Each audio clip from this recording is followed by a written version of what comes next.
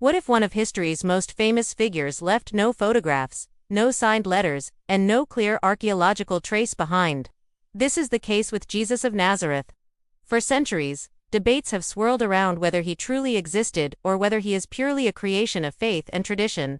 Yet, when historians look at the evidence, a fascinating picture emerges. In this video, we'll explore what the sources actually tell us, and why the overwhelming consensus among scholars is that Jesus was a historical figure. The earliest written evidence we have for Jesus comes not from later storytellers, but from the Apostle Paul. Writing in the 50s AD, just a couple of decades after Jesus' death, Paul references Jesus directly. Even more importantly, he mentions meeting James, the brother of the Lord, as well as Peter and John, people who, according to tradition, had known Jesus personally.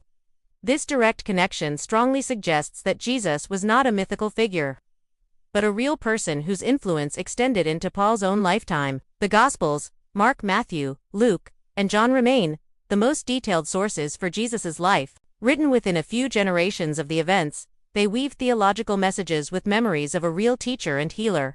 While not neutral histories, they preserve traditions based on eyewitness testimony and oral accounts. Most historians approach them critically, separating theological interpretation from historical details, but very few dismiss them entirely. They represent how the early Christian communities remembered their founder.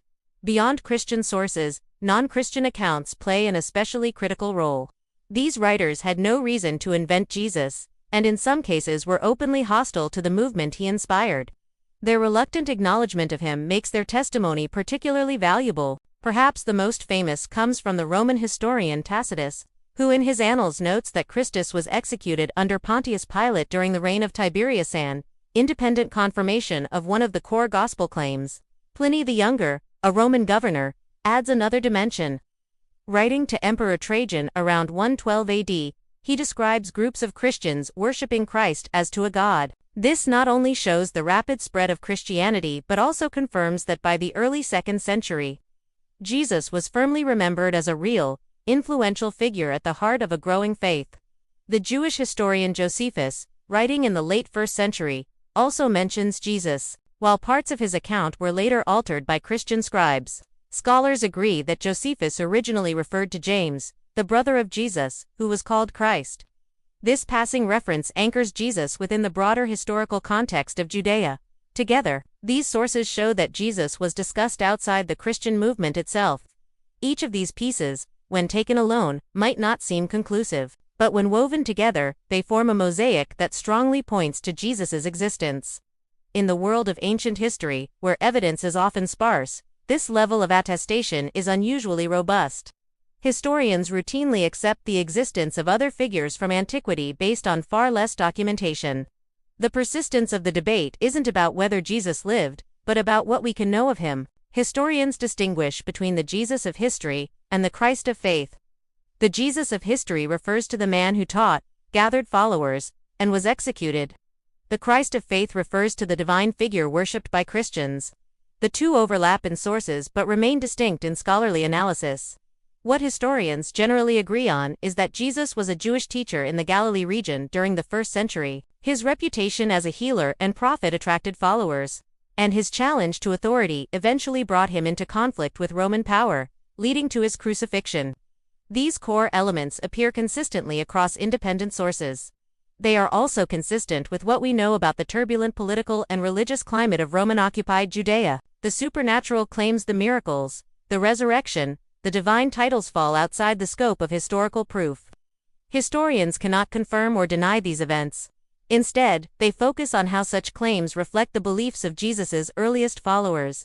The very fact that a crucified man inspired a movement that spread across the Roman Empire so rapidly is itself a striking historical reality. Some skeptics argue that Jesus is a purely mythical construct, much like other dying andrizing gods of the ancient world. Yet this position, often called mythicism, is a minority view among scholars. The convergence of independent sources, Paul's letters, Roman historians, and Josephus makes the mythic hypothesis far less plausible. Myths rarely leave behind such historically grounded traces. The survival of Christianity itself also points back to a historical founder. Movements typically center around real figures whose lives and deaths inspire ongoing devotion. The fact that Paul could meet Jesus' brother and argue with his closest disciples shows that early Christianity was rooted in a remembered individual, not in an abstract legend. Ultimately, the real debate lies not in whether Jesus existed, but in how we interpret him. Was he primarily a revolutionary prophet, a moral teacher, or something far greater? That debate has raged for centuries and continues to shape theology, culture, and even politics today. What historians can say with confidence is that Jesus of Nazareth was real and that his life left an indelible mark on human history. When examined closely, the evidence for Jesus' existence is surprisingly strong. From Paul's letters to Roman historians, from the Gospels to Josephus, multiple voices friendly and hostile alike acknowledge him.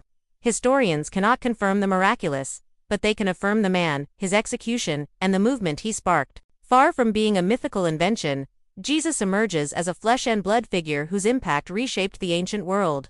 The question, then, is not whether he lived, but how we understand the profound influence of his life and message. And there you have it, the historical case for Jesus' existence. While mysteries remain, the evidence points to a real man at the center of history's most influential movement. If this deep dive challenged your perspective, be sure to subscribe and share your thoughts in the comments. Do you think history and faith can ever fully agree on who Jesus was?